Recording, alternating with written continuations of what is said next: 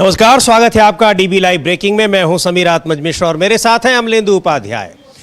Iran और Israel America के बीच में जो लड़ाई चल रही है वो लड़ाई अभी थमती हुई नजर नहीं आ रही है, लेकिन अमेरिका की ओर से जबरदस्त कोशिशें शुरू हो गई हैं। उधर ईरान ने कहा है कि वो 10 साल तक लड़ाई लड़ने को तैयार है, लेकिन वो पीछे हटने को तैयार नहीं है।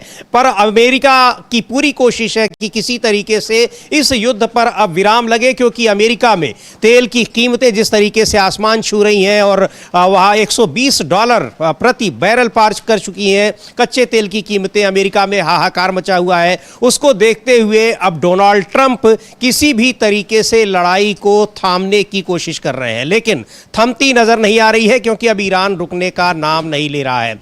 पुतिन से भी मदद मांगी है अमेरिका के राष्ट्रपति डोनाल्ड ट्रंप ने। क्या कुछ कहा है, क्या बातचीत हुई है, उसको भी जानेंगे। लेकिन इससे पहले भी उन्होंने कोशिश की। कल फ्रांस के राष्ट्रपति इमैनुअल मैक्रों ने ईरान के राष्ट्रपति से बातचीत की थी। माना यह जा रहा है कि ये तमाम कोशिशें पुतिन की ओर से ही डायरेक्टली और इनडायरेक्टली, यानी प्रत्यक्ष और परोक्ष रूप से की जा रही हैं कि अब इस लड़ाई से ईरान को किसी तरीके से मनाया जाए कि वो हमले बंद कर दे। लेकिन ईरान हमले बंद नहीं कर रहा है। हमले इस्राइल की ओर से भी हो रहे हैं, लेकिन जिस तरीके का नुकसान अमेरिकी ठिकानों को हो रहा है मध्य पूर्व के देशों में और इस्राइल के में तमाम जगहों पर, उसको देखते हुए ये दोनों देश अब पछता रहे हैं कि इस लड़ाई में उन्होंने अपने को क्यों झोंका, खास तौर पर अमेरिका में। क्योंकि अमेरिका में वहाँ का जो जनमत है वो भी इस समय डोनाल्ड ट्रंप के खिलाफ हो चुका है। ताज़ा तरीन क्या खबरें हैं? ईरान ने क्यों कहा है कि 10 साल तक वो लड़ाई लड़ेगा? अभी जो खबरें आ रही हैं, जो रिपोर्ट्स आ रही हैं, यहाँ तक कि अमेरिकी विशेषज्ञों की रिपोर्ट्स आ रही हैं, वो भी कह रही हैं कि ईरान इस रफ्तार से कम 3 महीने तक लगातार लड़ाई लड़ने की क्षमता रखता है। लेकिन अमेरिका और इस्राइल दोनों की क्षमता धीरे धीरे कमजोर हो रही है। रडार सिस्टम चूंकि अमेरिका का मध्य पूर्व के देशों में पूरी तरीके से ध्वस्त हो चुका है, उसको अब ज्यादा नुकसान हो रहा है और लड़ाई का खामियाजा भुगतना पड़ रहा है। ताजा तरीन क्या अपडेट है इस लड़ाई को लेकर? कहां पर हमले हुए हैं, क्या नुकसान हुआ है? अमलेंदु जी। हाँ, देखिए समीर जी, एक तो सबसे बड़ी बात यह है कि कल ईरान ने खुली धमकी दी कि हम 10 साल तक युद्ध लड़ेंगे और किसी भी तरीके की कोई अब डिप्लोमेटिक बातचीत नहीं होगी। ये साफ तौर पर ईरान ने खुलकर धमकी दी। ईरान के जो IRGC उसके सलाहकार हैं ब्रिगेडियर जनरल सरदार इब्राहिम जब्बारी, उन्होंने कहा कि जानकार होने के नाते मैं ये कहता हूँ कि हम अमेरिका के साथ 10 साल के युद्ध के लिए तैयार हैं। कम से कम 10 साल, इस पे उन्होंने बाद में जोर दिया। कम से कम 10 साल, मतलब कम से कम 10 साल के लिए हम तैयार हैं। हमारे हथियारों का स्टॉक भरा हुआ है और मिसाइलों और ड्रोन का प्रोडक्शन जारी है। साथ ही उन्होंने कहा कि वे एडवांस्ड बिना बताई गई मिसाइलों को तैनात करने से पहले पुराने स्टॉक को खत्म करने की शुरुआत करेंगे। यानी कि जो नई तैयारी कर ली है ईरान ने, उसका इस्तेमाल करने से पहले जो पुराना स्टॉक है पहले उसको खत्म करेंगे। तो अभी वो केवल जो सबसे पुराना स्टॉक है, कबाड़ जो है, उसको गोडाउन से भी निकाल रहे हैं। तो ये सरदार इब्राहिम जब्बारी ने साफ तौर पर ये ऐलान किया। इसके बाद ईरान के सुप्रीम लीडर के ऑफिस के फॉरेन पॉलिसी एडवाइजर हैं कमाल खराजी, उन्होंने तेहरान में CNN को दिए एक एक्सक्लूसिव इंटरव्यू में कहा कि मुझे अब डिप्लोमेसी के लिए कोई जगह नहीं दिखती। और उन्होंने भी ये कहा कि उनका मानना है कि ईरान की सरकार लंबे समय तक युद्ध जारी रख सकती है। तो यानी ईरान की तरफ से स्पष्ट कर दिया गया कि यह युद्ध लंबा चलेगा, हम कोई डिप्लोमेटिक बातचीत अब किसी भी हाल में नहीं करेंगे। इसके बाद ट्रंप बुरी तरीके से घबराए हुए हैं। जी बिल्कुल, ट्रंप बुरी तरीके से घबराए हुए हैं और डोनाल्ड ट्रंप का अब यह भी कहना है कि इस लड़ाई में कूदने का फैसला उनका नहीं था। वो अब दूसरों पर भी इस लड़ाई की जिम्मेदारी डाल रहे हैं, थोप रहे हैं, क्योंकि ईरान में जो अमेरिका में डोनाल्ड ट्रंप के खिलाफ जो माहौल बन रहा है उसमें यह कहा जा रहा है कि ट्रंप ने नेतन्याहू के दबाव में आकर अमेरिका को इस लड़ाई में झोंक दिया है। लेकिन अब ट्रंप कैसे इस चीज से, ये जिम्मेदारी लेने से भी मुकरते दिखाई पड़ रहे हैं। उन्होंने क्या कुछ कहा है वो हम लोग सुनेंगे और बातचीत लगातार ट्रंप के बयान आ रहे हैं, लेकिन ट्रंप के ये बयान दिखा रहे हैं कि किस तरीके से इस लड़ाई में वो बुरी तरीके से घिर गए हैं। एक तरफ ईरान सारे उनके तहस नहस किए दे रहा है जो अमेरिकी मध्य पूर्व के देशों में अमेरिका के ठिकाने हैं, और दूसरी तरफ जो घरेलू राजनीति है, भीतरी राजनीति है, वहां किस तरीके से फंसे नजर आ रहे हैं। सुनेंगे डोनाल्ड ट्रंप को, लेकिन अमलेंदु जी ये बहुत ही एक जो अब ये बयान आ रहा है कि ये उनका अपना फैसला नहीं था, ये सीधे दिखाई पड़ रहा है कि ट्रंप किस तरीके से बैकफुट पर नजर आ रहे हैं। हालांकि उनको कोई राजनीतिक नुकसान की अब कोई आशंका नहीं है, क्योंकि उनका दूसरा टर्म है, इसके बाद उनको राष्ट्रपति बनना नहीं है। लेकिन केवल राष्ट्रपति बनना ही महत्वपूर्ण नहीं है, पद से हटने के बाद उनके खिलाफ क्या कुछ होगा, उनको इस बात का भी एहसास है। बिल्कुल एहसास है। और समीर जी, पहले भी उनको एक मामले में सजा हो चुकी है, अगर राष्ट्रपति नहीं होते तो जेल में होते ट्रंप भी। और इसीलिए नेतन्याहू को बचाने की कोशिश कर रहे हैं, क्योंकि नेतन्याहू को भी जेल जाना है, वहां के राष्ट्रपति स्पष्ट कर चुके हैं। और वहां के लोग ये साफ तौर पे कह रहे हैं, रिपब्लिकन्स भी अब कहने लगे हैं कि भाई एक नेतन्याहू को बचाने के लिए पूरा अमेरिका को युद्ध में क्यों झोंक दिया ट्रंप ने। जी, ये सवाल अब ट्रंप के खिलाफ उठने लगे। और ट्रंप ने अब साफ तौर पे कहा है कि भाई ये उनका नहीं था, उन्होंने 3 लोगों का नाम लिया, वो भी हम लोग बात करेंगे। लेकिन समीर जी, अब जिस तरीके से ईरान से खबरें आ रही हैं और साफ तौर पर वहां से कहा जा रहा है कि अब ये लड़ाई का खत्म करने का फैसला ट्रंप या यूएस नहीं करेगा, ये लड़ाई खत्म करने का फैसला ईरान करेगा। क्योंकि कल ट्रंप ने कह दिया कि भाई अब लड़ाई जल्दी खत्म होने वाली है, बहुत जल्द खत्म होने वाली है। हाँ, और वो ये इस तरह के आप ये चर्चाएं भी देखिए, ट्रंप का जो एक कहा जाए कि उनकी मानसिक स्थिति इस समय क्या है, किस मन स्थिति से गुजर रहे हैं। हर दिन वो कह रहे हैं कि आज सबसे भयानक हमला होगा आज की रात ईरान के ऊपर, अगले दिन कोई हमला नहीं होता है, 2-4 बेस और तहस नहस हो जाते हैं अमेरिका के जो मध्य पूर्व में है। और हर बार कह रहे हैं कि अब सरेंडर कर देगी ईरान की सेना, और ईरान फिर से एक नई वेव छेड़ता है लड़ाई की। इसके अलावा ये कहते हैं कि अब पूरी तरीके से वो उसकी सेनाएं खत्म हो चुकी हैं, लेकिन दूसरी ओर दूसरे देशों की मदद ले रहे हैं कि ईरान को मनाए कि वो लड़ाई खत्म कर दे। हाँ, इसके लिए तुर्की की भी मदद ली जा रही है, इसके लिए पुतिन की मदद ली जा रही है, तमाम देशों से मदद ली जा रही है, भाई इस जंग को रोको। ये एक तरीके से ट्रंप जो है वो करना चाहते हैं। लेकिन इस बीच IRGC जो है उसका साफ तौर पर कहना है कि युद्ध खत्म होने का फैसला यूएस नहीं बल्कि ईरान करेगा। IRGC के स्पोक्स पर्सन है ब्रिगेडियर जनरल अली मोहम्मद नैनी, उन्होंने ट्रंप के बयानों को झूठा बताया और उन पर झूठी मिलिट्री कामयाबी दावा करने का आरोप लगाया। ईरान की जो तस्नीम न्यूज एजेंसी, उससे बात करते हुए नैनी ने कहा कि ईरान की मिसाइल कैपेबिलिटी अभी भी बनी हुई है और बड़ी संख्या में प्रोजेक्टाइल के साथ हमले जारी हैं। और इस बीच खबर यह है कि ईरान की IRGC ने अपनी 33वीं लहर जो है मिसाइल हमलों की वो जारी कर दी है। 33वीं उसकी लहर जो है वो इस समय इजराइल और जो यूएस के जो सैन्य अड्डे हैं उनको निशाना बना रही है। जी बिल्कुल, तो एक नए तरीके से नए सिरे से हमला कर दिया है ईरान ने, जो इस्राइल में और अमेरिकी ठिकाने जो मध्य पूर्व के देशों में है। और इधर कोशिशें की जा रही हैं अमेरिका की ओर से, ट्रंप की ओर से, कि किसी तरीके से लड़ाई खत्म हो जाए। मदद मांगी जा रही है दूसरे देशों से, और यह भी कि अब इस लड़ाई में ये मेरा फैसला नहीं था बल्कि मेरे सलाहकारों का फैसला था, जिनकी सलाह पर मैंने ईरान पर हमला करने की अनुमति दी। लेकिन जिस दिन हमला किया इजराइल ने और उसके तुरंत बाद ट्रंप आए थे अमलेंदु जी, वो ऐसा लग रहा था कि अब 2 दिन के अंदर लड़ाई ये लोग खत्म करने वाले हैं, उसी कॉन्फिडेंस से। लेकिन अब कॉन्फिडेंस दिनों दिन कैसे लूज होता जा रहा है वो दिखाई पड़ रहा है। एक बार सुनते हैं ट्रंप ने कहा क्या है। The situation was very quickly approaching the point of no return, and the United States found it intolerable, in my opinion, based on what Steve and Jared and Pete and others were telling me, Marco, so involved, that I thought that they were going to attack us. I thought they would, if we didn't do this at the time we did it, I think they had in mind to attack us. And तो ये अब उसके लिए बता रहे हैं कि कैसे हमने हमला किया, और नहीं करते तो ईरान हमारे ऊपर हमला करने वाला था, यानी जो बहाना वो शुरू से बना रहे हैं। और दूसरी ओर ये भी कह रहे हैं कि इसके लिए उनके सलाहकारों ने सलाह दी कि आप ईरान पर हमला कर दीजिए क्योंकि ईरान हम पर हमला कर देगा। जो ट्रंप का कहना था कि जो जेरेड कुशनर, स्टीव विटकॉफ जो लगातार वार्ता कर रहे थे, हाँ जी बिल्कुल, कुशनर उनके दामाद ही हैं, और पीट हेग्सेथ इनकी सलाह पर, जो रक्षा मंत्री है, इन तीनों लोगों की सलाह पर मैंने किया। यानी अब खुद पल्ला झाड़ते दिखाई पड़ रहे हैं हमने इन तीनों को अब यानी इन तीनों को फंसा रहे हैं, चूंकि वहां काफी ज्यादा ट्रंप के खिलाफ जो है माहौल अमेरिका में बन रहा है। लगातार ये आरोप लग रहे हैं कि भाई आपने NIH का जो वहां नेशनल इंस्टीट्यूट ऑफ हेल्थ है उसका आपने फंड रोक दिया, आपने स्कूलों का फंड रोक दिया, और ये रोज $2 बिलियन जो है आप बेगुनाहों को मारने के लिए आप खर्च कर रहे हैं, और इसका नतीजा क्या होगा? सैनिकों के ताबूत जो है वो अमेरिकी सैनिकों के ताबूत आना शुरू हो गए हैं। 7 को आप स्वीकार कर चुके, बाकी आप छुपा रहे हैं।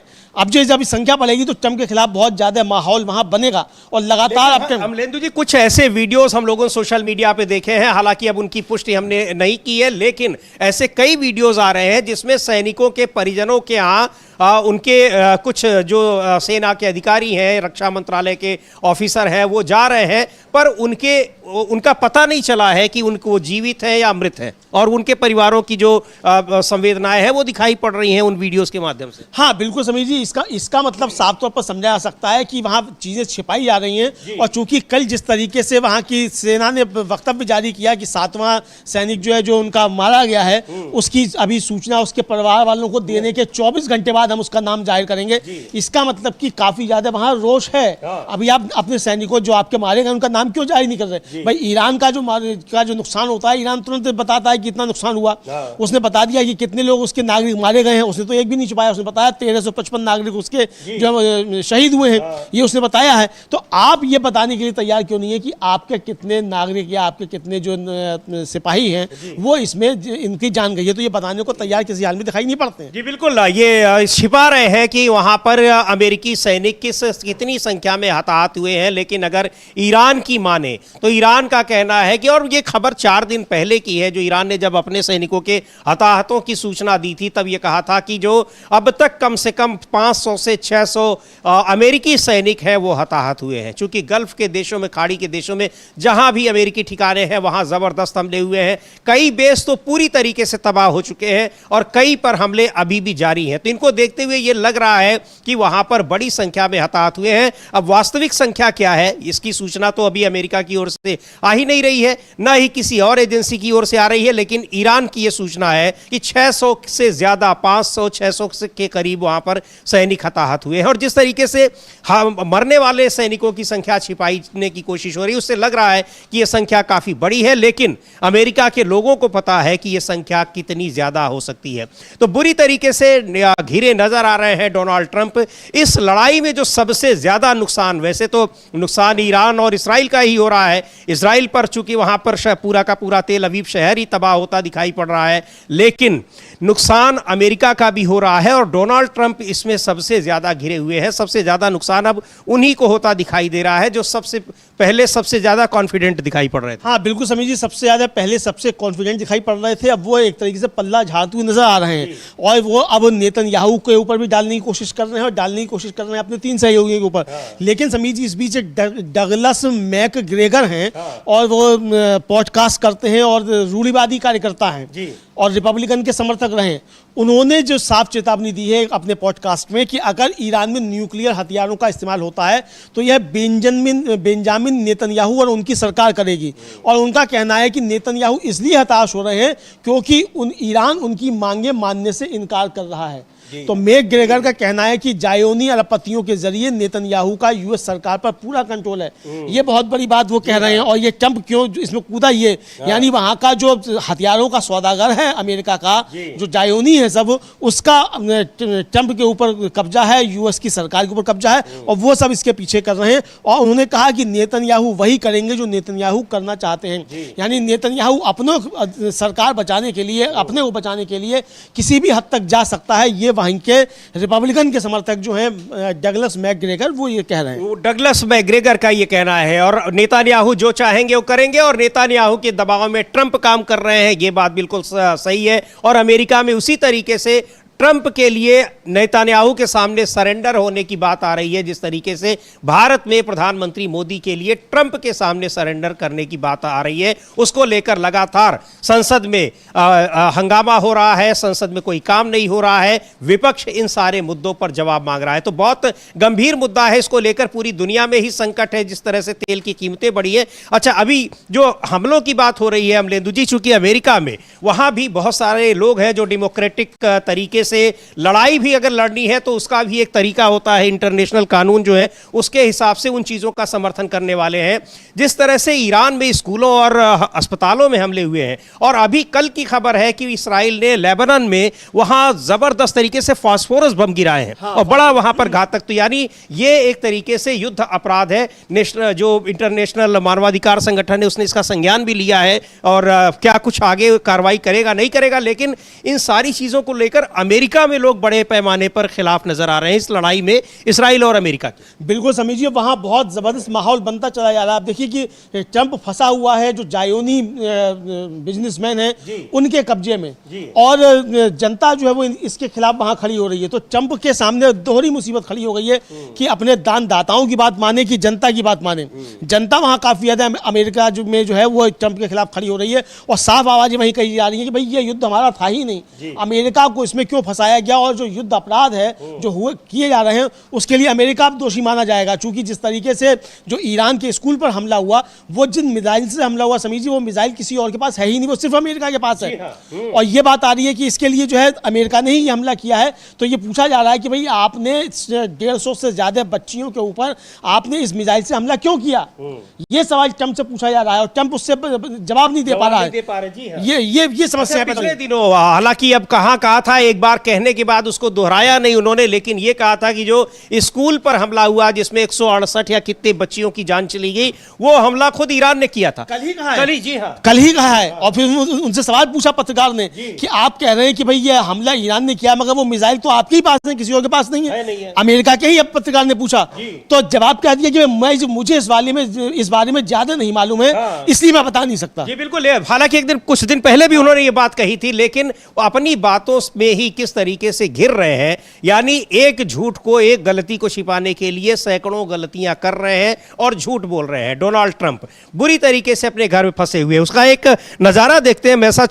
मैसाचुसेट्स के सीनेटर हैं एड मार्के, उन्होंने क्या कुछ कहा है। और ये जो प्रतिक्रियाएं, राजनीतिक प्रतिक्रियाएं आ रही हैं, तल्ख ही नहीं है, बल्कि ट्रंप के खिलाफ एक तरीके से बहुत गुस्से का एक नज़ारा दिखाई पड़ रहा है कि कितना गुस्सा है लोगों में डोनाल्ड ट्रंप के खिलाफ। तो सुन लेते हैं क्या कहा है एड मार्के ने, जो मैसाचुसेट्स के सीनेटर हैं। I'm leaving my office. I'm going to the closest gas station right now to just see how big the gasoline ripoff is by Donald Trump and the oil companies. Donald Trump is spending your tax dollars on an illegal war abroad. This is what is happening at home. Skyrocketing gasoline prices, skyrocketing prices for everything. You are paying the price for Donald Trump's illegal war. ये add मार्के हैं, Massachusetts के senator हैं, कह रहे हैं कि Donald Trump Iran में युद्ध की आग में घी डाल रहे हैं, जबकि घर पर अमेरिकी पेट्रोल पंप पर पेट्रोल के लिए ज्यादा कीमत चुका रहे हैं। मेरे साथ चलकर देखें कि इस गैर कानूनी युद्ध की वजह से कीमतें कैसे आसमान छू रही हैं। आगे उन्होंने एक ट्वीट भी किया है कि ईरान में ट्रंप की गैर कानूनी लड़ाई की वजह से इतिहास में तेल का सबसे बड़ा झटका लगा है। गैस की कीमतें बढ़ रही हैं और अमेरिकियों को पंप पर इसका असर महसूस होगा। इस बीच ट्रंप ईरान में जमीनी सैनिक भेजने से मना नहीं कर रहे हैं। अमेरिकी विदेश में महंगा और कभी न खत्म होने वाला युद्ध नहीं चाहते, वे अपने परिवार के लिए घर पर सस्ती हेल्थ केयर चाहते हैं। और ये केवल एड मार्के ही नहीं, कई सीनेटर कह चुके हैं। अभी कल भी हम लोग चर्चा कर रहे थे अमलिंदु जी, कैलिफोर्निया के भी एक सीनेटर हैं, उन्होंने इस तरीके का बयान दिया था। और इन लोगों के बयानों में राजनीतिक विरोध ही नहीं, बल्कि ट्रंप के खिलाफ एक बहुत गुस्सा दिखाई पड़ रहा है। बिल्कुल समझिए, ट्रंप के खिलाफ बहुत गुस्सा दिखाई पड़ रहा है, और ट्रंप जो है इसमें बुरी तरीके से घिरे हुए नजर आ रहे हैं। इतना जबरदस्त गुस्सा वहां देखने में आ रहा है ट्रंप के खिलाफ समझिए कि तमाम सीनेटर जो है वो लगातार अपने बयान जारी कर रहे हैं और कह रहे हैं कि भाई इस युद्ध की हमें कोई आवश्यकता नहीं थी। सीनेटर हैं Patty Murray, Patty Murray senator हैं, उन्होंने समीर जी अपना एक वीडियो जारी किया और उनका जो है साफ तौर पर कहना है कि ट्रंप जानते हैं कि उनके बच्चे जो है वो इस युद्ध में नहीं जाएंगे। ये उनका कहना है सीनेटर पैटी मुर्रे का। और वो कह रही हैं कि ट्रंप जानते हैं कि उनके बच्चे और नाती पोतों को ईरान के साथ ये लड़ाई नहीं लड़नी पड़ेगी जिसमें वे अमेरिकियों को भेज रहे हैं। वे जानते हैं कि किराने की दुकान और पेट्रोल पंप पर ज्यादा कीमतों का उन पर कोई असर नहीं पड़ेगा। ट्रंप के लापरवाही भरे फैसलों की कीमत अमेरिकी परिवारों को चुकानी पड़ेगी। बिल्कुल, अब इनको सुन भी लेते हैं क्या कहा है पैट्री मरे, ये सीनेटर हैं, ये भी हैं, और किस तरीके से जो गुस्सा दिखाई पड़ रहा है अमेरिका में वो साफ नजर आ रहा है। लोग वीडियो जारी करके, यानी यहाँ पर केवल ऐसा नहीं है कि वो ट्वीट कर दे रहे हैं, बाकायदा वीडियो जारी कर ये सारी चीजें कह रहे हैं। तो ये है पैट्री मरे, ये इनको सुनते हैं क्या कहा इन्होंने।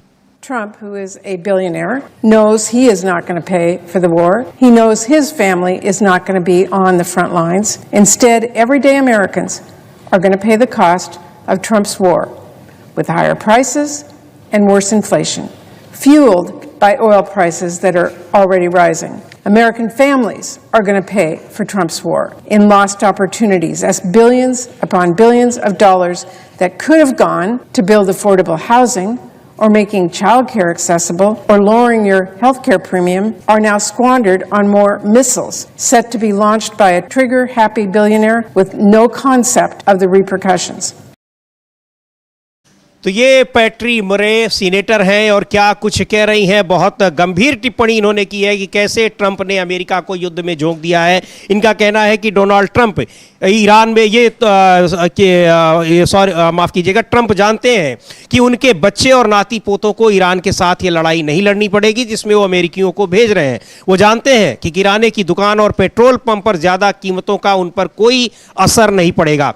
ट्रंप के लापरवाही भरे फैसलों की कीमत अमेरिकी परिवारों को चुकानी पड़ेगी। तो ये इनका कहना है। कई सीनेटर्स हैं जो लगातार इस मामले में ट्रंप के खिलाफ नजर आ रहे हैं और अपने बयान जारी कर रहे हैं। वहां भी अमेरिका में प्रदर्शन भी हो रहे हैं और जैसे जैसे ये माना जा रहा है कि कीमतें बढ़ेंगी, वो अमेरिका में एक और ज़्यादा गुस्सा और वहाँ पर बिल्कुल ट्रंप के खिलाफ विद्रोह जो भड़क रहा है वो और तेज़ भड़केगा, क्योंकि बहुत ज़्यादा महंगा तेल खरीदने की आदत अमेरिकियों को नहीं है। बिल्कुल समीर जी, तेल महंगा खरीदने की आदत नहीं है और जो 67 रुपये से जो है $120 प्रति बैरल जो है वो दाम पहुँच चुका। और इधर जो IRGC के कमांडर है, स्पोक्स पर्सन हैं, उन्होंने साफ तौर पर कहा कि जब ईरान की रिफाइनरी पर हमला किया इसराइल और अमेरिका ने, तो उनका जवाब आया कि भाई आपने अब शुरुआत की है, तमाशा हम दिखाएंगे आपको, और अगर आप चाहते हैं कि ये 200 बैरल तक पहुंचे तो ठीक है, आप ये अपना काम जारी रखिए और हम जो है आपको अब तमाशा दिखाएंगे। तो यानी इसका स्पष्ट कर दिया कि अब हम रिफाइनरीज पर हमले करेंगे। और इसके बाद ही बहरीन की रिफाइनरी पर और सऊदी की एक रिफाइनरी पर हमला हुआ। अब ये समीर जी जिस तरीके से इधर हुआ, तो इसीलिए ट्रंप पूरी तरह घबरा गए हैं और ट्रंप ने फिर नेतन्याहू को फटकार लगाई कि ये तुमने क्या किया। इस मसले पर जाकर भिड़ गए और फिर ईरान से कह रहे हैं कि भाई आप सप्लाई मत रोकिए तेल की, क्योंकि दुनिया के सामने दिक्कत आएगी। अरे भाई तू हमला कर रहा है, वो सप्लाई भी नहीं रोकेगा, क्यों नहीं रोकेगा? उसके हाथ में जो है वो तो करेगा ही। आप तो यहाँ अस्पतालों पर, नागरिक ठिकानों पर हमले कर रहे हैं, बच्चों को मार दे रहे हैं, और वो तेल की का ट्रांसपोर्टेशन भी नहीं रोकेगा, रास्ता भी नहीं रोकेगा जो उसके अपने हाथ में है। बिल्कुल समीर जी, तो ये क्यों नहीं रोकेगा, इसको ये लेकर समझ में आ रहा है। लेकिन समीर जी अब खबर ये है कि घबराए हुए ट्रंप साहब ने फोन किया सीधे सीधे पुतिन को और पुतिन से उनकी लंबी बातचीत हुई, लगभग 1 घंटे की बातचीत हुई। और ये जानकारी जो है ट्रंप साहब ने दी, लेकिन ट्रंप साहब से पहले जो है ये जानकारी जो है वो रशिया ने जो है वो दे दी। और क्रेमलिन ने बताया कि रूस के राष्ट्रपति व्लादिमीर पुतिन और अमेरिका के राष्ट्रपति डोनाल्ड ट्रंप ने सोमवार को फोन कॉल के दौरान ईरान युद्ध और यूक्रेन संघर्ष पर चर्चा की। रूस की समाचार एजेंसियों के अनुसार पुतिन और ट्रंप ने दिसंबर के बाद अपनी पहली बातचीत में 1 घंटे तक फोन पर बातचीत की। और ये साफ कहा गया है क्रेमलिन की तरफ से कि इस चर्चा की पहल वाशिंगटन ने की थी। और ये बात पुतिन के राजनीतिक सलाहकार यूरी उशाकोव ने कही है। यानी फोन पुतिन ने नहीं किया, जैसा कि यहाँ जो है सबसे तेज चलने वाला झूठा चैनल जो है वो चला रहा था कि पुतिन ने फोन किया, वो नहीं है। यूरी उशाकोव जो क्रेमलिन उनके राजनीतिक सलाहकार है पुतिन के, उनका साफ कहना है कि इस चर्चा की पहल वाशिंगटन ने की थी। ये अमलेंदु जी पिछले 3-4 दिनों से साफ तौर पर ईरान का साथ देते हुए दिखाई पड़ रहा था और बयान भी जारी हो रहा था रूस की ओर से, पुतिन की ओर से भी। इसका मतलब कि अब बुरी तरीके से डरे हुए हैं डोनाल्ड ट्रंप और हार का खतरा उनको दिखाई पड़ रहा है। हार का खतरा दिखाई पड़ रहा है।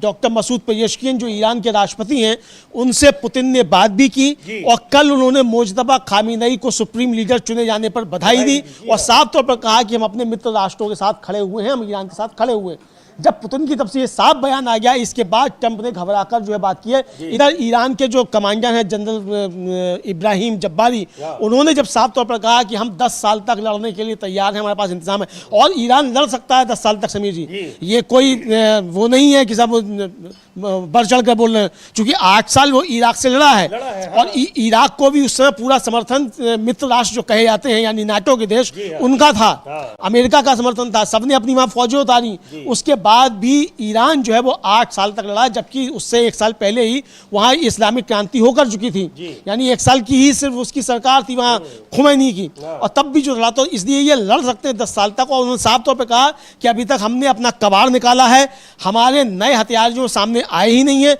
हम उन्हें सबसे आखिर में निकालेंगे, अभी हम जो पुराना कबाड़ है उसके जरिए ही है, और 10 साल तक हम लड़ने की हमारी पूरी तैयारी है। इधर अब्बास अराक्ची जो वहां के विदेश मंत्री हैं, उन्होंने समीर जी कल जो एक CBS न्यूज़ है उसके साथ बातचीत में स्पष्ट तौर पर उन्होंने कहा, अब्बास अराक्ची ने, कि भाई हम जो है इसको लड़ते रहेंगे, और अभी हमारा किसी भी तरीके से कोई समझौते का कोई बात नहीं है, हम किसी भी तरीके से अभी बातचीत करने को तैयार नहीं हैं। ये साफ तौर पर उन्होंने स्पष्ट कर दिया अब्बास अराक्ची ने कि हम लड़ेंगे और हम लड़ते रहेंगे। और ये चीज ये देखिए कि जो केवल ऐसा नहीं कि ईरान ये दावा कर रहा है अमलेदू जी, तमाम एक्सपर्ट हैं और अमेरिका के एक्सपर्ट, हम लोग चर्चा भी कर चुके हैं, वो ये कह रहे हैं कि इस तरीके से ईरान लगातार युद्ध वो 6 महीने तक कम से कम लड़ सकता है, उसके पास इतनी क्षमता है, और आगे क्या लड़ सकता है। और दूसरी ओर उसकी जो कॉन्टिन्यूअस लड़ने की क्षमता है, वो इसका मतलब कि सबको मालूम है, और अमेरिका को भी मालूम है, ट्रंप को भी मालूम है। इसीलिए एक बार फिर युद्ध विराम करके 4-6 महीने का गैप लेना चाहते हैं, उसके बाद फिर हमला करना चाहते हैं। लेकिन ईरान को पता है कि यह युद्ध विराम के पीछे इनकी यही रणनीति है कि इनको थोड़ा मौका मिल जाए और उसके बाद ये नए सिरे से हमले करें। हाँ बिल्कुल, और इसीलिए जो है ईरान कह रहा है कि नो सीज फायर। ट्रंप साहब ने तमाम युद्ध रुकवाए होंगे, मगर ये युद्ध नहीं रुकेगा, जिसमें खुद झुके हुए हैं, खुद झुके हुए हैं, तो ये युद्ध नहीं रुकेगा, ये ईरान साफ तौर पर कह रहा है। अब्बास अराक्ची जो ईरान के विदेश मंत्री हैं, उन्होंने कहा है कि अमेरिका के साथ बातचीत की कोई उम्मीद नहीं। एक PBS न्यूज़ है, उसके न्यूज़ ओवर की आमना नवाज हैं जो एक होस्ट करती हैं कार्यक्रम, उनके साथ एक इंटरव्यू में उन्होंने कहा कि नए चुने गए सुप्रीम लीडर मुज्तबा खामेनेई के लिए अमेरिका के साथ बातचीत पर कमेंट करना अभी बहुत जल्दी होगी, लेकिन उन्होंने कहा कि अमेरिकियों के साथ बात करने का हमारा अनुभव बहुत कड़ा रहा है। उन्होंने कहा कि हमने पिछले जून में उनके साथ बातचीत की थी, उन्होंने बातचीत के बीच में हम पर हमला किया, और इस साल फिर से उन्होंने हमें यह समझाने की कोशिश की, इस बार कुछ अलग है। अराक्ची ने कहा कि अमेरिका के इस कमेंट के बावजूद कि वह न्यूक्लियर मामलों को शांति से सुलझाना चाहता है, ईरान पर फिर भी हमला हुआ। ये कमेंट जो है मुज्तबा खामेनेई के उत्तराधिकारी चुने जाने के 1 दिन बाद आया, और अराक्ची का कहना है कि ये चुनाव जो है वो कंटिन्यूटी और स्टेबिलिटी को दिखाता है। ये साफ तौर पर उन्होंने स्पष्ट किया कि हम अभी बातचीत बिल्कुल नहीं करेंगे, और पहले हम धोखे खा चुके हैं, अब धोखा हम खा नहीं सकते। ये साफ। और दूसरी ये भी है कि वो लड़ने की ताकत है उसमें, वो अगर लड़ाई जारी रख सकता है, लेकिन इसका मतलब साफ है कि अमेरिका और इस्राइल लड़ाई जारी नहीं रख सकते हैं। और इस्राइल की हालत तो अब अमलेंदू जी बहुत ही खराब है। तस्वीरें बाहर भले कम आ पा रही हैं, लेकिन वहाँ से जो कुछ भी खबरें आ रही हैं वो वहाँ के जो भयावह मंजर है उसको बयां करती हुई दिखाई पड़ रही हैं। लोग वहाँ कैसे बंकरों में छिपे हुए हैं, 10, 11, 12 दिन लड़ाई को हो गए हैं और अभी तक वहाँ लोग बाहर नहीं निकल पा रहे हैं। इसका मतलब कि वहाँ पूरा जो जनजीवन है वो बिल्कुल अस्त व्यस्त है, लॉकडाउन जैसी स्थिति वहाँ पर है जिसका सामना लोग अब कर रहे हैं। और ये भी है कि वहाँ इन हमलों से जिनकी जान जा रही है, चाहे वो सैनिक हो चाहे वो नागरिक हो, उनकी मदद के लिए, उनको अस्पतालों में ले जाने के लिए भी लोग नहीं है। हाँ, क्योंकि जब बंकर में छिपे हैं तो उनको पता क्या चलेगा कि बाहर किसकी जान जा रही है, किस बंकर में कितने लोग मर गए, किस बंकर में कितने लोग मर गए। और समीर जी, अब तो जो ईरान के हमले हो रहे हैं उनकी फुटेज जारी करना, कुछ फुटेज जारी करना इजराइल ने शुरू कर दिया है, और स्वीकार करना शुरू कर दिया है कि अब तो कह ही रहा है कि साहब उसके विक्टिम बन रहा होगा। हाँ, अब विक्टिम बन, अब कह रहा है कि साहब उसके क्लस्टर बम जो है वो बरस रहे हैं और वो बंकर्स को भी तोड़ के जो है जान ले रहे हैं। अब कहा है कि क्लस्टर बम जो है वो ईरान यूज कर रहा है, जबकि ईरान कह रहा है कि हम तो सिर्फ विजायत कर रहे हैं। उसी इंटरव्यू में ईरान के विदेश मंत्री अब्बास अराक्ची हैं, उन्होंने साफ तौर पर कहा कि उन्हें लगा, यानी ट्रंप को लगा कि 2 या 3 दिन में वे सरकार बदल सकते हैं और तेजी से साफ जीत हासिल कर सकते हैं, लेकिन वे फेल हो गए। मेरा मानना है कि प्लान ये फेल हो गया, अब वे दूसरे प्लान आजमा रहे हैं, लेकिन वे सभी फेल हो गए हैं। मुझे नहीं लगता कि उनके मन में कोई असली एंड गेम है, उन्होंने बस हम पर आंख बंद करके हमला करना शुरू कर दिया है। मतलब ये एक तरीके से बता रहे हैं कि कैसी उनकी रणनीति, कैसी उनकी इंटेलिजेंस, कैसी उनकी पॉलिसी है, उनको कुछ अता पता ही नहीं है, बिना सोचे समझे उन्होंने हमला कर दिया। और ये हमला क्यों कर दिया? नेतान्याहू के, इस्राइल के प्रधानमंत्री नेतान्याहू के दबाव में आकर ट्रंप ने हमला कर दिया। यानी आगे पीछे क्या कुछ हो सकता है इसका उन्हें अंदाजा ही नहीं था। हाँ बिल्कुल, इसका अंदाजा उन्हें कतई नहीं था कि किस तरीके से हो सकता है, और ये साफ तौर पर समझा जा सकता है कि किस तरीके से ये हुआ होगा। और मतलब उन्होंने सोचा था कि जब हम जाके और अपना तुरंत जो है कब्जा कर लेंगे, रिजीम चेंज कर देंगे। अब रिजीम चेंज तो हुआ, लेकिन खामेनेई गए, खामेनेई आ गए, उनके बेटे आ गए, उनके बेटे आ गए। बिल्कुल, खामेनेई को तो मार दिया, लेकिन उनके बेटे, यही कहा गया है। हम लोग 2 दिन पहले शायद कल ही डिस्कस कर रहे थे अमलेंदु जी कि कैसे वहां पर वॉशिंगटन पोस्ट ने खबर की, आर्टिकल लिखा है अमेरिकी जो तमाम विशेषज्ञ हैं, रक्षा विशेषज्ञ, उनके हवाले से कि ईरान का पॉलिटिकल सिस्टम जो है वो बहुत कॉम्प्लेक्स है, बहुत मजबूत है, और उसको ऐसा नहीं कि आपने 40 कमांडरों को मार दिया या टॉप जो शीर्ष के अधिकारी हैं उनको मार दिया तो आपने रेजिम चेंज कर दिया। ये रेजिम चेंज करना इतना आसान वहां पर नहीं है, असंभव जैसा है। हाँ बिल्कुल, ये असंभव जैसा है, बिल्कुल रिजीम दिख रहा है एकदम। रिजीम चेंज की तो अब तो रिजीम चेंज की तो बात ही नहीं हो रही है। कल जो वो मार्को रूबियो हैं, उन्होंने 3 चीजें कही कि अब लक्ष्य क्या रह गया है कि ईरान का मिसाइल सिस्टम खत्म करना और अपने सुरक्षित नागरिकों को निकालना। अब वो रिजीम चेंज की बात ही करना भूल गए, अब हो ही अपने को बचाने में लगे हैं, अपने को बचाने में लगे हैं। तो ये साफ तौर पर आ रहा है। कल जो ट्रंप से जो है जब प्रेस से बात कर रहे थे ट्रंप, तो उनसे पूछा गया कि आपने तो कहा था युद्ध पूरा हो चुका है, लेकिन आपके डिफेंस सेक्रेटरी का कहना है कि यह तो बस शुरुआत है, तो यह क्या है? तो ट्रंप ने कहा कि आप दोनों कह सकते हैं, यानी समझ में ही नहीं आ रहा है कि आपका जो रक्षा मंत्री है वो कुछ कह रहा है और आप कुछ कह रहे हैं। तो यानी एक तरह से कहा जाए कि कंफ्यूजन की स्थिति जो है ट्रंप की सरकार के अंदर भी काफी ज्यादा पैदा हो गई। वो अगर बयान हम लोग दिखा सकते हैं तो उसको दिखा भी देते हैं, लेकिन बहुत ही महत्वपूर्ण है कि एक तरफ यही चर्चा हम लोग कर भी रहे हैं अमलेंदु जी कि एक दिन कहते हैं कि आज रात भयानक हमला होगा और अगले दिन वो फोन कर रहे होते हैं कि कभी फ्रांस के राष्ट्रपति को, कभी रूस के राष्ट्रपति को कि बातचीत करिए, जल्दी से लड़ाई खत्म कराइए। उनको पता ही नहीं है। ट्रंप कुछ बोल रहे हैं, उनके विदेश मंत्री कुछ बोल रहे हैं, उनके जो सैनिक हैं वो कुछ बोल रहे हैं। यानी ये भी ये दिखा रहा है कि ट्रंप की अपनी सरकार पर भी, सेना पर भी कमजोर पकड़ है, या ये सब लोग भी उनके खिलाफ दिखाई पड़ रहे हैं। हाँ, ये हो सकता है समीर जी कि काफी कुछ इनके खिलाफ जो अंदर ही अंदर चल रहा हो, ये भी समझा जा सकता है। और वहाँ भी चीजें काफी कुछ बदलती हुई नजर आ रही हो और ट्रंप अपने ही कहें बुरे जाल में जो फंस रहे हो, ये भी समीर जी साफ तौर पर हो सकता है। तो ये आप समझ सकते हैं कि किस तरीके से वहाँ फंस रहे हैं। और समीर जी वो जो फंसना जो है वो शुरू तो हो गए हैं। जॉन बोल्टन है ट्रंप के पूर्व नेशनल सिक्योरिटी एडवाइजर हैं, और समीर जी उन्होंने CNN के साथ एक बातचीत में कहा कि प्रेसिडेंट ट्रंप यह कहकर मार्केट को मैनिपुलेट कर सकते हैं कि ईरान वार बहुत जल्द खत्म हो सकता है। और बोल्टन ने कहा कि अगर प्रेसिडेंट किसी चीज़ को लेकर ऑब्सेस्ड हैं तो वह मार्केट और गैस की कीमतें हैं, ये कहा। और एक और उन्होंने बातचीत में कहा कि यह बड़ा महत्वपूर्ण है। और ये कौन है? ये ट्रंप के ही पूर्व नेशनल सिक्योरिटी एडवाइजर हैं जॉन बोल्टन। और वो कहते हैं कि अगर हालात और ज़्यादा खराब होते हैं तो मैं पूरी गारंटी आपको देता हूं कि ट्रंप इसका दोष नेतन्याहू पर डालेंगे, क्योंकि ट्रंप की जीतने और हारने वालों की दुनिया में वह जीतने वाले हैं, हारने वाले नहीं जी। तो यानी जो कि ट्रंप का पूर्व नेशनल सिक्योरिटी एडवाइजर है, वो ट्रंप को जानता अच्छे तरीके से, वो भी कह रहा है कि ट्रंप इसका दोष नेतन्याहू पर डालेंगे। और वो जो डगलस जो है वो कह रहा है कि अगर ईरान पर परमाणु हथियारों का इस्तेमाल किया जाता है तो ये US नहीं, ये नेतन्याहू करेगा। तो यानी अब ये झगड़ा नेतन्याहू और ट्रंप के बीच भी पड़ जाएगा। और समीर जी आपको याद है कि कल ही हम लोगों ने हिब्रू यूनिवर्सिटी के जो एक प्रोफेसर हैं डॉक्टर डैन सगीर, उनके लेख का हम लोगों ने जिक्र किया था। और वो भी कह रहे हैं कि अगर ये युद्ध लंबा खिंचता है तो ईरान जो इजराइल और अमेरिका के रिश्ते खराब हो जाएंगे और अमेरिका का समर्थन इजराइल को बंद हो जाएगा। तो ये बहुत बड़ी बात है, अब दुनिया कहने लगी है। बिल्कुल, तो यह बहुत जबरदस्त तरीके से खींचतान चल रही है नेतान्याहू और ट्रंप के बीच में। नेतान्याहू भले 90% हवा में ही उड़ रहे हैं, लेकिन ट्रंप से बातचीत अगर हो रही है उनकी, तो ये बातचीत इसी स्तर की हो रही है कि दोनों के बीच में अगर आमना सामना हो जाए तो फिर शायद मल्ल युद्ध वाली नौबत भी आ जाएगी। बहुत बुरी तरीके से दोनों एक दूसरे के ऊपर आरोप प्रत्यारोप लगा रहे हैं। लेकिन ट्रंप जिस तरीके से अब पीछे हटते हुए दिखाई पड़ रहे हैं, बैकफुट पर जाते हुए दिखाई पड़ रहे हैं, ये बयान उनका जो है वो स्पष्ट कर दे रहा है। वो कह रहे हैं कि ईरान पर हमला करने का फैसला मेरा नहीं था, किसका था? वो बयान सुन लेते हैं और उसमें उन्होंने वार्ताकार जो रहे हैं और खुद उनके अपने दामाद हैं, रक्षा मंत्री हैं, उन पर सीधे सीधे ये आरोप लगा रहे हैं। लेकिन असली जो माफ कीजिएगा, जो फैसला होता है वो तो राष्ट्रपति का ही होता है और ट्रंप खुद नेतान्याहू के दबाव में है, ग्रिप में है। ये बात भी अमेरिका में चर्चा में आ रही है। बहरहाल सुनते हैं किस पर जिम्मेदारी डाल रहे हैं ईरान की लड़ाई में, ईरान के खिलाफ इसराइल की लड़ाई में अमेरिका को झोंकने के लिए Donald Trump. Yeah, please. Thank you.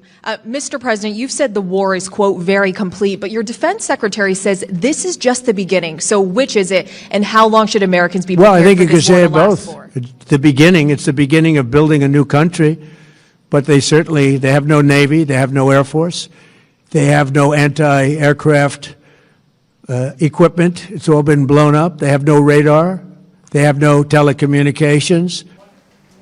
तो कह रहे हैं कि जेरेड कुशनर, स्टीव विटकॉफ और पीट हेग्सेथ की सलाह पर ईरान पर बमबारी का आदेश दिया। इनको लगा कि ईरान अमेरिका पर हमला बस करने ही वाला है। यानी आपकी इंटेलिजेंस, आपकी खुफिया जो सूत्र हैं वो क्या जानकारी दे रहे हैं आपको नहीं पता, केवल आपके सलाहकारों को मालूम है और उन्होंने कह दिया तो आपने कहा हाँ कर दो हमला। बिल्कुल बिल्कुल, ये कह कि आपने हाँ बिना आगे पीछे देखे हुए आपने हमला कर दिया, ये साफ तौर पर समझा सकता है समीर जी। और अब ट्रंप जो है बुरी तरीके से फंसे हुए नज़र आ रहे हैं और पुतिन को फ़ोन करने का मकसद ही ये है कि भाई पुतिन साहब आप जो है बीच में पड़कर वार को रुकवाइए। लेकिन ईरान जो है वो साफ तौर पर कह रहा है कि नो सीज फायर, कोई युद्ध नहीं रुकेगा। ट्रंप साहब 8 युद्ध रुकवाए होंगे आपने, शांति पुरस्कार नोबेल का आपको चाहिए वो ले लीजिएगा। अब आ गए हो मैदान में तो अब लड़ी लो, आगे तो लड़ी लो, अब कायदे से लड़ लो। और हम कई बार धोखा खा चुके हैं, जैसे कि हम लोगों के यहाँ नज़रबाज रिजवी साहब वहाँ से जुड़ते हैं ईरान से,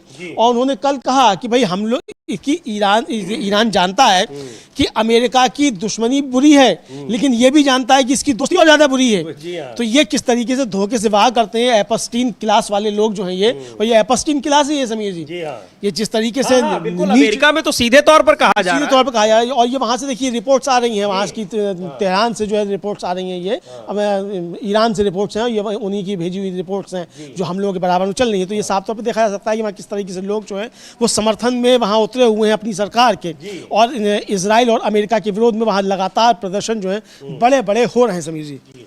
बिल्कुल वहां पर प्रदर्शन हो रहे हैं। यानी ये भी महत्वपूर्ण बात है कि इस लड़ाई में ईरान की सरकार को, सेना को, अपनी जनता का भी पूरा समर्थन मिल रहा है, लेकिन अमेरिका और इस्राइल में सरकार के खिलाफ लोग खड़े नजर आ रहे हैं, खास तौर पर अमेरिका में, और वहां इसका पूरा दोष दिया जा रहा है अमेरिका के राष्ट्रपति डोनाल्ड ट्रंप को। अब ये जो दबाव है, अभी तक लड़ाई शुरू करने का दबाव नेतान्याहू ने बनाया, जिसकी वजह से उनको अपने को लड़ाई में झोंकना पड़ा, और दूसरी ओर अब दबाव बढ़ रहा है अपने देश के भीतर और गल्फ कंट्रीज का भी, जहां के बेसिस का इस्तेमाल, जहां की जगह का इस्तेमाल करते हैं ईरान पर हमले के लिए, उन देशों का भी दबाव बन रहा है कि आप सीज फायर करिए। चौतरफा घिरे हुए नजर आ रहे हैं डोनाल्ड ट्रंप। इधर समीर जी जो यूएस के ही तमाम जो रक्षा विशेषज्ञ हैं वो चेतावनी दे रहे हैं, और यूएस के पूर्व मरीन इंटेलिजेंस ऑफिसर हैं स्कॉट रिंटर, उन्होंने चेतावनी दी है कि ईरान की मिसाइल पावर रूस से मिली हुई नहीं है, और उन्होंने कहा कि ईरानी मिसाइलें अमेरिकी मिसाइल डिफेंस को हराने के लिए ऑप्टिमाइज की गई हैं,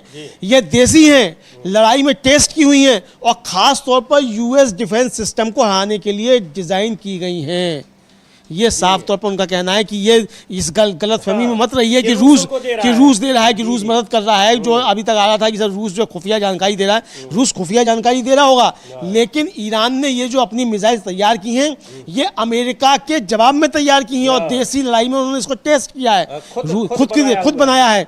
तो ये रूस की दी हुई नहीं है, इसलिए किसी गलतफहमी में मत रहिए, ये साफ तौर पर। बिल्कुल, यहाँ बहुत महत्वपूर्ण है कि अभी तक ईरान की मदद, सैन्य मदद न तो रूस की ओर से की गई है, पेशकश जरूर की गई है और पुतिन ने समर्थन दिया है, बाकायदा वो बार बार बयान जारी किए हुए हैं।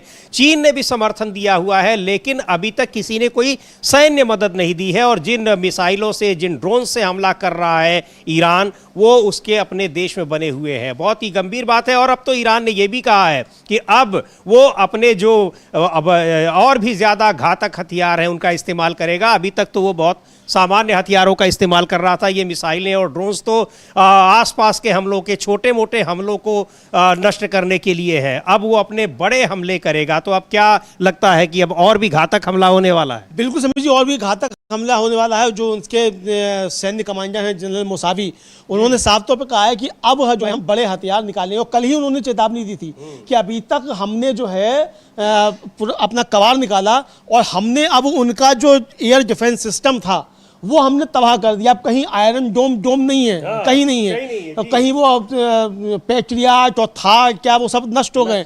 और अब हमारे लिए उनका पूरा एयर स्पेस जो है वो खुला हुआ है और अब हम बड़े हमले करेंगे, कम करेंगे, ये कहा। और समझिए उसके नतीजे आना शुरू हो गए हैं। आज ही जिस तरीके से इजराइल ने फुटेज जारी किए हैं, चूंकि उस तरीके के फुटेज हम दिखा नहीं सकते, कुछ कम्युनिटी गाइडलाइंस हैं और चूंकि वो काफ़ी विभत्स होते हैं, तो इजराइल जो जारी कर रहा है फुटेज, वो साफ तौर पर दिखाई पड़ रहे हैं कि बंकर अब नष्ट हो रहे हैं। एक मिसाइल जो है वो कई बिल्डिंग्स को एक साथ ध्वस्त कर रही है। इस तरीके की चीज़ें आ रही हैं। लेकिन ईरान ने साफ तौर पर कहा है कि हम ना स्कूलों पर हमले करेंगे, ना हम अस्पतालों पर हमले करेंगे और ना हम कोई पब्लिक स्पेस पर हमले करेंगे। ये उसने साफ तौर पर कहा है। जबकि इजराइल और यूएस जो है वो पब्लिक स्पेस पर ही हमले कर रहे हैं, आम नागरिकों पर ही हमले कर रहे हैं और घातक हमले कर रहे हैं। लेबनान में जिस तरीके से फास्फोरस बम्स का इस्तेमाल किया गया है वो बहुत ही घातक है और वो जो अंतर्राष्ट्रीय नियम है युद्धों के लिए उनके बिल्कुल अगेंस्ट जाता है। इसी के लिए तो इराक पर हमला करने का बहाना ढूंढा गया था कि उसके पास केमिकल वेपन्स है, अमलेंदु जी, और आज वही केमिकल वेपन्स, फास्फोरस बॉम्ब्स का इस्तेमाल किया जा रहा है, जो वहां पर गिरता है तो अगर उसके छोटे मोटे पार्टिकल्स भी होते हैं तो जला देते हैं। इस तरह के घातक हथियारों का इस्तेमाल, और वो भी लेबनान के गांव में किया जा रहा है। वहां के जो पब्लिक प्लेसेस होते हैं, नागरिक ठिकाने होते हैं, वहां पर किया जा रहा है। तो इस मामले में भी जो युद्धों के अंतर्राष्ट्रीय कानून है उन पर भी ये दोनों देश जबरदस्त तरीके से गिरे हैं और इस मामले में ईरान ने अपने को बहुत ही सेफ कर रखा है। एक और जो पॉलिटिकल गेम डोनाल्ड ट्रंप चलने की कोशिश कर रहे थे अमलेंदु जी, वो भी फ्लॉप हो गया। वो ये कह रहे थे कि जो गल्फ कंट्रीज है उन पर हमले कर रहा है ईरान, लेकिन ईरान ने स्पष्ट कर दिया कि वो हमले किस पर हो रहे हैं। और इन देशों का भी ये कहना है कि ये हमले अमेरिकी ठिकानों पर हो रहे हैं। किसी ने ये नहीं कहा कि उनके नागरिक ठिकानों पर कोई हमला हुआ है। हाँ, बिल्कुल कोई हमला नहीं हुआ। और समझिए इसके साथ ही कल ये बात आई कि साहब वो तुर्की के ऊपर जो मिसाइल हमला हुआ और तुर्की ने जो मिसाइल इंटरसेप्ट की। ये खबर आने के बाद ईरान के राष्ट्रपति हैं डॉक्टर मसूद पेजेशकियन, उन्होंने तुर्की के राष्ट्रपति एर्दोगन से बात की और उन्होंने साफ तौर पर कहा कि इस्लामिक रिपब्लिकन ऑफ ईरान ने हमेशा इस इलाके में तनाव कम करने की अपनी तैयारी रखी है, बशर्ते हमारे पड़ोसियों के एयरबेस, जमीन और पानी का इस्तेमाल ईरानी लोगों पर हमला करने के लिए ना किया जाए। और उन्होंने साफ तौर पर कहा कि ये मिसाइल जो है हमारी तरफ से नहीं भेजी गई है, हो सकता है ये जो मोसाद जो है ये सब गड़बड़ियां कर रहा हो, समझिए, तो ये साफ तौर पर समझा जा सकता है। लेकिन जिस तरीके से इराक में अब हमले हो रहे हैं अमेरिकी कॉन्सुलेट के ऊपर, उसके बाद बुरी तरीके से घबराया हुआ है अमेरिका। और मार्को रूबियो जो है यूएस सेक्रेटरी ऑफ स्टेट जो हैं, उन्होंने इराक की लीडरशिप से अपील की है कि भाई हमारी जो एम्बेसी है उसकी सुरक्षा कीजिए। और उन्होंने वहाँ के प्रधानमंत्री जो हैं इराक के मोहम्मद शिया अल सुदानी, उनको कॉल किया और कहा कि यूएस जो है डिप्लोमेटिक लोगों सुविधाओं की सुरक्षा के लिए इराकी सरकार द्वारा हर मुमकिन कदम उठाने के महत्व को दोहराता है। ये उन्होंने साफ तौर पर कहा। लेकिन समझिए इस बीच जिस हम लोग चर्चा कर रहे हैं कि अब्बास अराक्ची जो ईरान के विदेश मंत्री हैं, उन्होंने कल पीबीएस न्यूज़ की आमना नवाज के साथ जो बातचीत की उसमें उन्होंने एक बात और कही और उनका कहना है कि अमेरिका और इजराइल ने मिडिल ईस्ट को असुरक्षित बना दिया है और तेल प्रोडक्शन में रुकावट और तेल की बढ़ती कीमतों के लिए वही जिम्मेदार हैं। और उन्होंने साफ तौर पर कहा कि ये हमारी गलती नहीं है, ये हमारा प्लान नहीं है। तेल का प्रोडक्शन ट्रांसपोर्टेशन धीमा हो गया है, हमारी वजह से नहीं बल्कि इजरायलियों और अमेरिकियों के हम पर किए गए हमलों और गुस्से की वजह से। बाद में उन्होंने अब्बास अरागची ने यह भी कहा कि यह इजरायलियों और अमेरिकियों के गुस्से का नतीजा है जिसने पूरे इलाके को असुरक्षित और अस्थिर बना दिया है।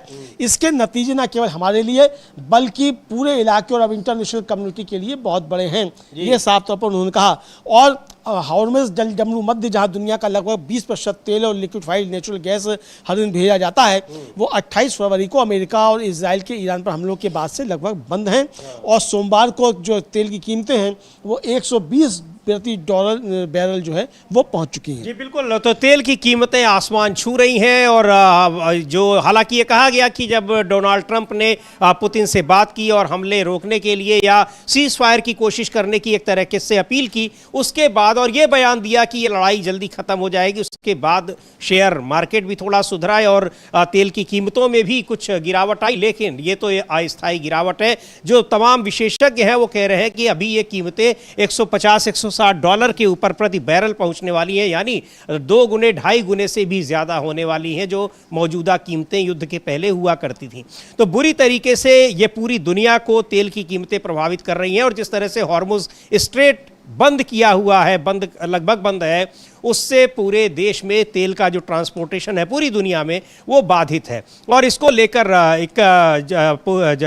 किस तरीके से अमेरिका और इस्राइल पर इसका जिम्मेदार इन दोनों देशों को बताया जा रहा है वो दिखाई भी पड़ रहा है। ईरान का बार बार ये कहना है कि लड़ाई उन्होंने नहीं छेड़ी है, और ये जो आशंका जताई जा रही है अमेरिका की तरफ से कि जिस वजह से वो लड़ाई में कूदे हैं, उसको भी ईरान ने बार बार खारिज किया है। और इधर इस पूरे मुद्दे को लेकर, मध्य पूर्व के मुद्दे को लेकर भारत में भी सरकार से भारत की नीति स्टैंड क्या है उस पर जवाब मांगा गया है, क्योंकि इस मुद्दे पर भारत सरकार के रवैये से विपक्ष नाखुश है और उस सरकार को घेर रहा है, सरकार पर सरेंडर करने, दबाव में आकर फैसले लेने का आरोप लगा रहा है।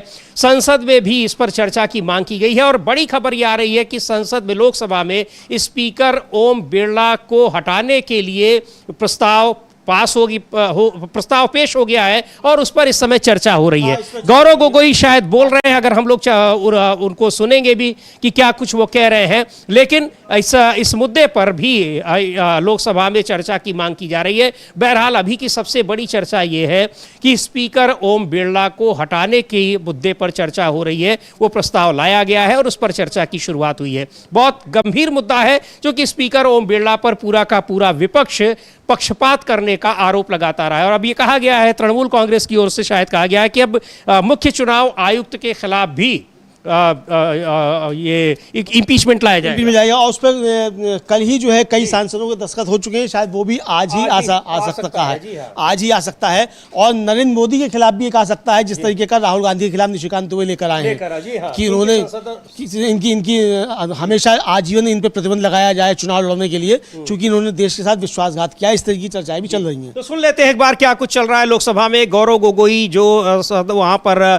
सदन के उपनेता हैं, क्या कुछ कह रहे हैं लोकसभा अध्यक्ष स्पीकर ओम बिरला को हटाने के लिए। कांग्रेस के उपनेता, जी हाँ माफ कीजिएगा, कांग्रेस के उपनेता है वो, तो क्या कह रहे हैं। गौरव गोगोई इस समय लोकसभा में बोल रहे हैं इस प्रस्ताव पर।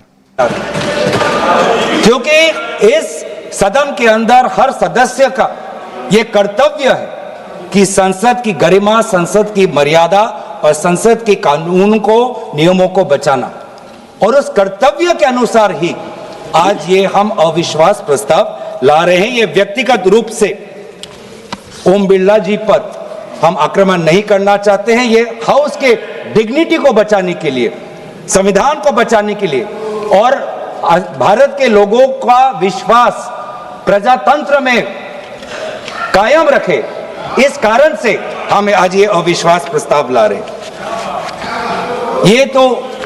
ये जो सदन है, इस सदन को आदरणीय प्रधानमंत्री जी भी कहते हैं कि लोकतंत्र का सबसे बड़ा मंदिर, जिस मंदिर में हम सब प्रवेश कर सकते हैं, चाहे आप वामपंथी सोच के हो, चाहे आप एक छोटे प्रदेश के एक ही सांसद हो, चाहे आप इंडिपेंडेंट हो, चाहे आप बहुत अनुभवी सदस्य हो, चाहे आप युवा सदस्य हो, चाहे आप किसी लिंग के हो, चाहे आप किसी धर्म के हो, चाहे आप किसी भाषा को हो, ये सदन की मंदिर का दरवाजा सबके लिए खुला है और इस सदन के संचालन में आदरणीय अध्यक्ष महोदय का जो कर्तव्य है वो बहुत ही महत्वपूर्ण है।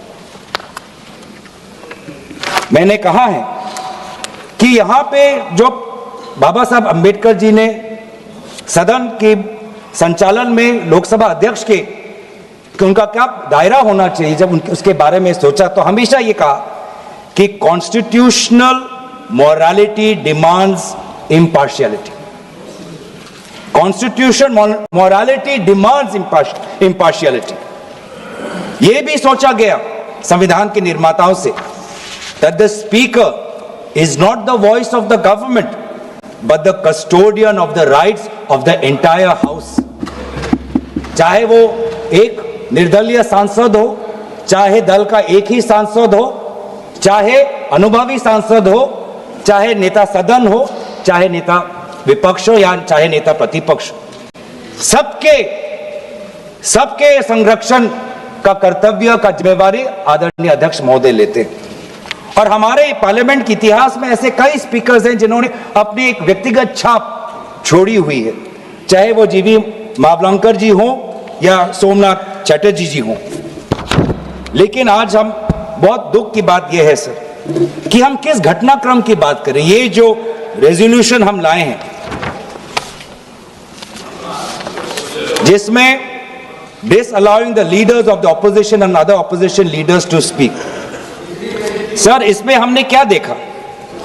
हमने ये देखा कि फरवरी के महीने में जब आदरणीय नेता विपक्ष इस सदन के अंदर president motion of thanks to president's address, जब उस समय वो खड़े हुए बोलने के लिए, सर लगभग 20 बार उनको इंटरप्ट किया गया। 20 बार इनको इंटरप्ट किया गया। मैंने तो ये स्पीकर ओम बिरला को हटाए जाने पर चर्चा हो रही है और ये प्रस्ताव लाया गया है और उस प्रस्ताव को स्वीकार किया गया है, उस पर चर्चा हो रही है। गौरव गोगोई बता रहे हैं कि क्यों लाया गया। गौरव गोगोई कह रहे हैं कि हम भी बहुत दुखी हैं कि स्पीकर को हटाने के लिए ला रहे हैं, लेकिन जिस निष्पक्षता की उम्मीद की जानी चाहिए, संविधान निर्माताओं ने जो उम्मीद की थी वो उस पर खरे नहीं उतर रहे हैं, वो बहुत ही पक्षपात कर रहे हैं। हाँ बिल्कुल पक्षपात कर रहे हैं, खड़े नहीं उतर रहे हैं और कॉन्स्टिट्यूशनल जो तमाम नियम हैं उनके हवाले दिए जा रहे हैं कि ये किस तरीके से पक्षपात जो है ओम बिरला करते हैं। तो ओम बिरला रहेंगे नहीं रहेंगे ये आज तय हो जाएगा। जहाँ तक है ओम बिरला के खिलाफ प्रस्ताव पास होना चाहिए, क्योंकि जिस तरीके से चीज़ें आ रही हैं ये साफ तौर पर दिख रहा है और घिरे हुए नजर आ रहे हैं ओम बिरला भी। समीर जी बिल्कुल। और इधर ईरान की बात करें तो यहाँ पर जो ईरान में अमेरिका और इसराइल की ईरान के खिलाफ लड़ाई है उसका दुनिया भर में तेल की कीमतों पर असर पड़ रहा है। भारत की में भी कि तेल कीमतों पर तो अभी कोई असर नहीं पड़ा और कहा गया कि कोई असर अभी निकट भविष्य में पड़ने वाला भी नहीं है, लेकिन गैस की कीमतों पर भी असर पड़ रहा है और गैस की किल्लत की भी खबरें आ रही हैं। इस बीच सरकार ने बड़ा फैसला लिया है कि किसी भी तरह से इसकी जो जमाखोरी है उसको रोका जाए। एस्मा लगा दिया गया है, यानी एसेंशियल सर्विसेज मेंटेनेंस एक्ट ये लगा दिया गया है ताकि जमाखोरी इसकी रोकी जा सके और किसी तरीके की जो अफवाह है इसको लेकर ना फैलने पाए। हाँ, इसको कोई अफवाह नहीं फैलने पाए इसको लेकर। और जो भारत सरकार का बजट है उसमें जो किया गया है और पेट्रोलियम और पेट्रोलियम प्रोडक्ट्स और नेचुरल गैस की उपलब्धता, सप्लाई और बराबर डिस्ट्रीब्यूशन को रेगुलेट करने के लिए एसेंशियल कमोडिटी एक्ट 1955 यानी एस्मा जो है वो लागू कर दिया गया है और इसका गजट जो है भारत सरकार ने जारी कर दिया है। यानी अब राशनिंग जो है वो तेल गैस पर शुरू हो गई है और ये महत्वपूर्ण कमोडिटी में आ गया। यानी अब इसका ब्लैक में जो खतरे होने लगे थे। समीर जी, हुआ ये कि जो गैस एजेंसियां हैं उनको अंदाज हो गया था कि गैस के दाम बढ़ेंगे।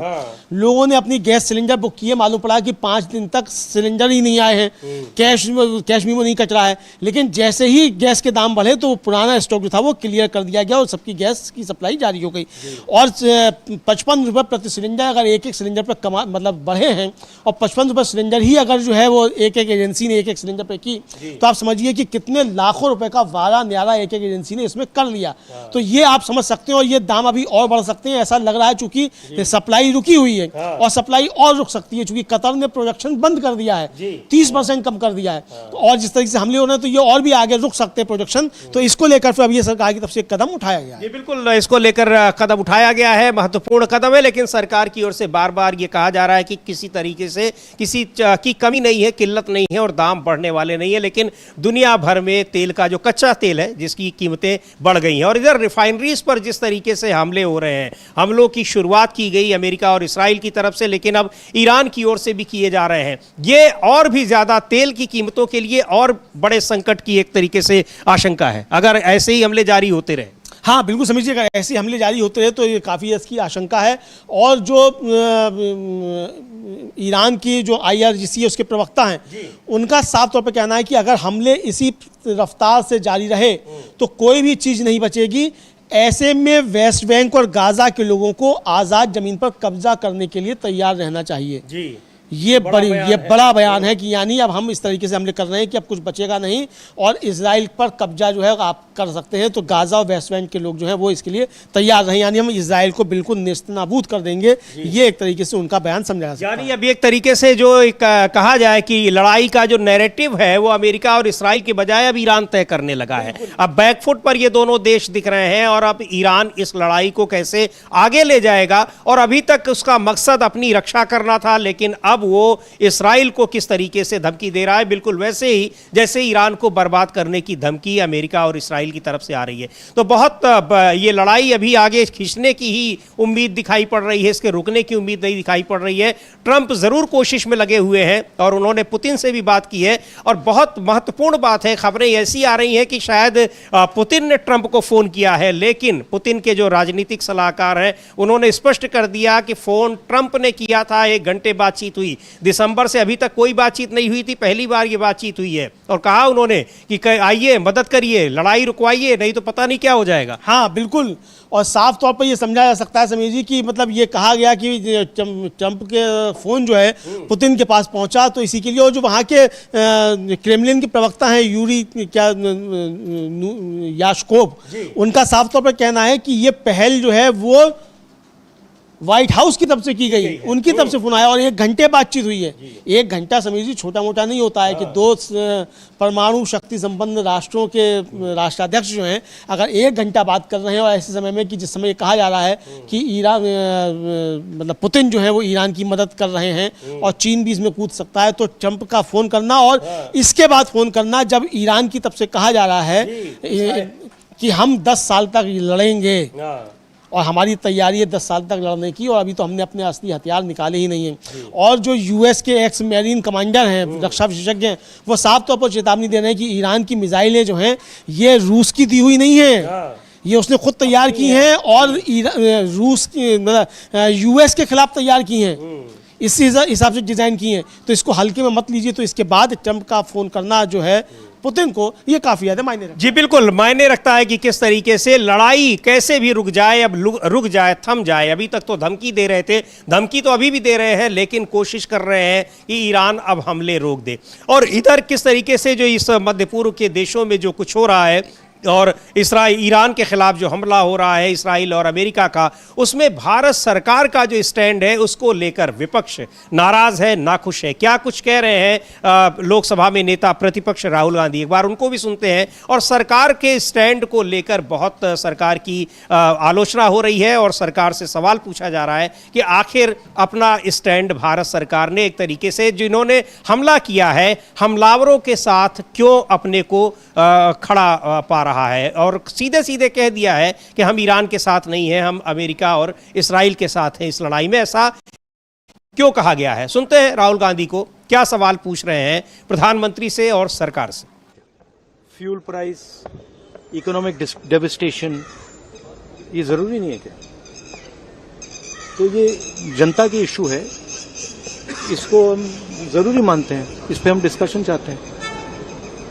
उसके बाद स्पीकर पे जो मोशन है ठीक है, उसको डिस्कस करेंगे, कोई प्रॉब्लम नहीं है। बट वो डिस्कशन करना नहीं चाहते हैं क्योंकि उसमें दूसरी बातें निकलेंगी, उसमें प्राइम मिनिस्टर की पोजीशन निकलेगी।